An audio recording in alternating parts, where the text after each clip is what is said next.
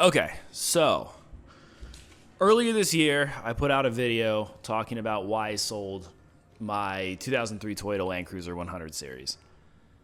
In that video, I mentioned that I bought a German car. I did buy a German car, which I daily drove for about a year. These videos are all really late. That's why there's such long distances of time between things happening. But anyway, it was a E46 wagon, 2000 323i. I absolutely adored that car. It did give me all of the old German car problems. Basically, every common E46 issue I had to address in that car. But once I did, I was so happy with it. And it was actually pretty reliable after I'd taken care of the deferred maintenance, as they like to call it. And then I stuffed it into the back of a Nissan Rogue.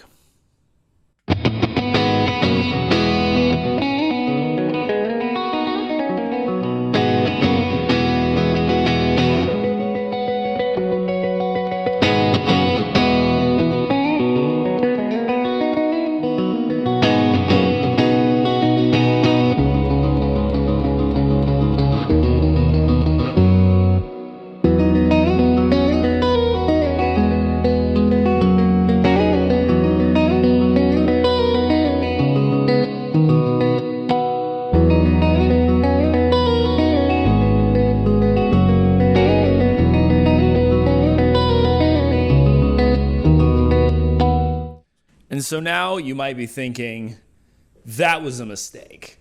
Like, clearly you're on some sort of downward spiral in life. You went from a Land Cruiser to a BMW wagon to a Hyundai.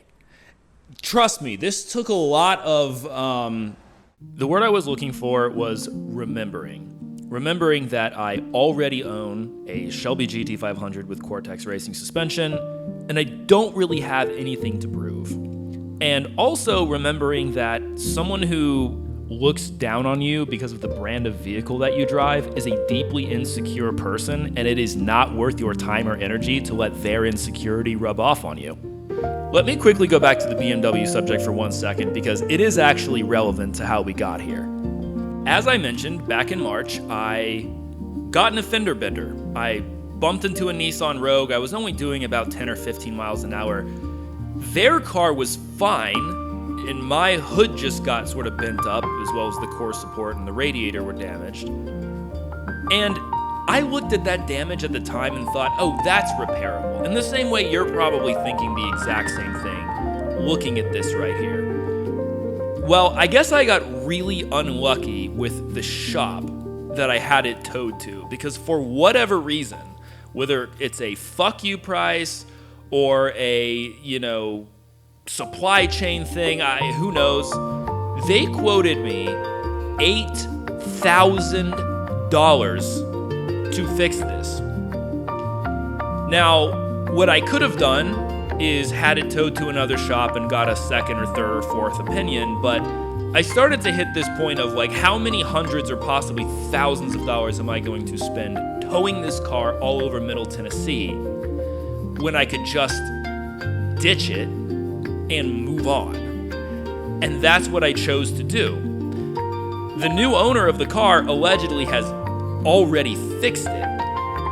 So we were right. It was repairable. I just, like I said, got really, really unlucky with the shop I had it towed to. Fuck those guys. So now you're probably thinking, okay, so you binned your E46 and then immediately just decided to go buy a brand new Hyundai? Mr. President, a second BMW has hit the towers. This time, an E46 convertible. I swapped my old Hammond wheels onto this car. I thought it looked really, really good. It had 116,000 miles. It ended up having a blown head gasket and a blown transmission. Once I discovered this, I just limped it to the nearest Hyundai dealer and traded it in. I was just sick of fixing old cars and, slacking my team. Hey guys, I'm working from home again today because my car's fucked up again, it just started to become a life inhibitor, trying to like chase down problems with old German cars. I suppose I could have just purchased like an old Camry or Tacoma or something, but honestly, even cars like that still have little things you're gonna need to address. Maybe it'll be cheaper, maybe it'll be easier, maybe it will stay fixed longer, but I think I was just kind of done. I was just done messing with old cars. So that's what got me here. So it's very popular right now to just blanket statement hate on new vehicles. Every other day, there's a new video coming out about how if you buy a new car, it's going to ruin your life and set your entire family on fire. And frankly, I'm getting a little bit sick of this kind of content. Like, I generally agree that older cars are cooler, but that's just subjective. I mean, that's just like what I think. That's what I prefer to drive in the enthusiast sense. But in the daily driver sense, I'm having a hard time with that one, having done both.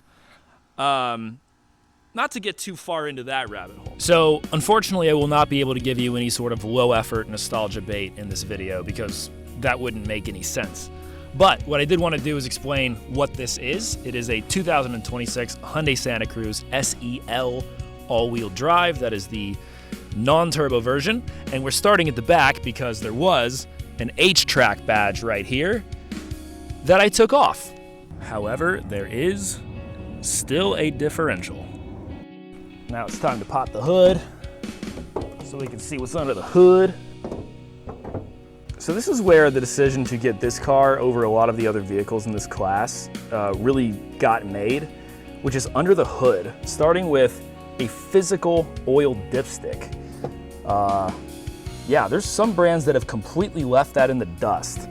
It does take 0W20 oil. I don't think that's a huge deal. My ex-girlfriend's Scion XB took the same oil, so can't be that bad. And there's other things I like about it too. Everything is pretty accessible. I mean, there's your airbox, there's your battery, there's your engine mount, there's your mass airflow sensor. Even the O2 sensor on the back of the engine looks pretty accessible. Both of them do, actually. There's your alternator. Now here's the thing. I've already changed the oil once on this car, and I've installed the truck's leveling kit on the front shocks. They're basically just little pucks that just space it up. It's a leveling kit. What do you want? And I found both jobs to be very easy. This car is incredibly easy to turn wrenches on with basic tools. And although it is under warranty for the next 10 years, I think, unless I do something crazy to it, I mean, it's good to know that you can. Another thing I did was install these BBS RK wheels, which I had refinished to match the Rockwood Green paint job. I love these wheels. I think they look so good, and it's just not the kind of setup you're gonna see on most Santa Cruzes. So I guess it gets points for uniqueness, but also it just works. BMW guy buys Hyundai, immediately puts BBS wheels on it. The tires that I chose were Falcon Wild Peak all-terrain tires. They are 255, 65/18, which is basically up one size on sidewall and up one size in tread width. Here's a shot of the strut tower so you can see the truck's leveling kit. Not too bad to install. This truck has other really cool things about it too, like it has a cooler underneath the bed with drains so that you can let the melted ice drain out. Stuff like that. That's cool. I like that. There's other cool things too, like the fact that the taillights have "Designed in California" written inside them. This truck is actually built in Alabama, and to my knowledge, they never sold this in Korea, making this a fully USDM or at least North American model.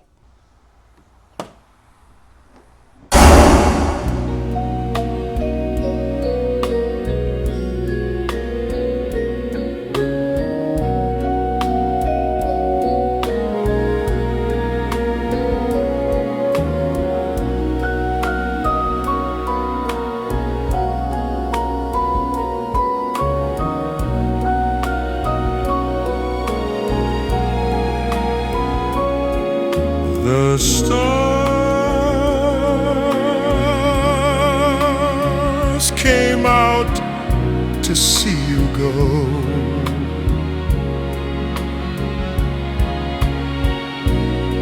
A long walk and a short conversation.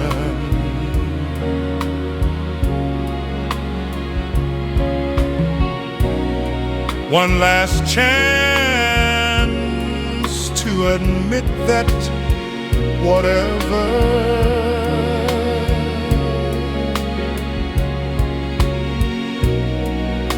we were was really nothing. Okay, so Korea maxing is not the way to get into a Hyundai Santa Cruz. Maybe the right question to ask here is not whether or not the Santa Cruz is a better car than a 100 Series Land Cruiser, but rather, is this car fulfilling the role that it needs to fulfill, in that case, daily driver, better than my 100 Series used to? And unfortunately, or maybe fortunately, depending on your perspective, the answer for me is yes.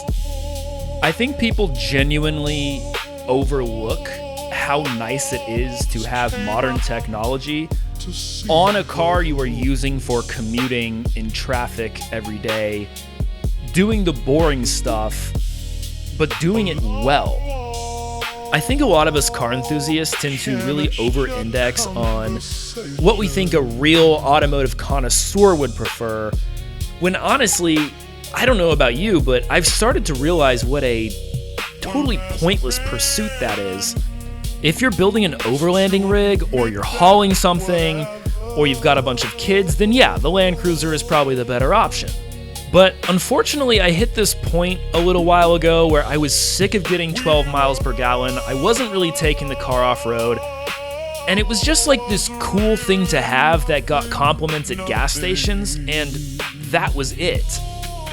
What I wanted, and this is where the BMWs really fell short for me, is something that allows me to just focus. Focus on work, focus on my life, focus on my side projects, without constantly wondering if the previous owner skipped a maintenance item, or what that noise was on the way to work, or anything else that goes wrong on these fucking German cars.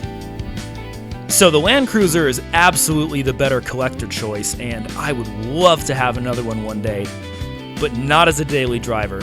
I've been converted, I've been ruined, corrupted, whatever you want to call it. I've already got almost 4,000 miles on the car, including a road trip to and from Michigan, which was a great time, by the way. And I owe you a more in-depth review of this actual car, which is coming soon, but in case you're concerned that there's something wrong with me and I really screwed up, maybe, but I can't say I made the wrong choice. I'm happy with the car, it's a great daily driver, and I look forward to seeing all the years of service this car will give me. Thank you, 100,000 mile warranty.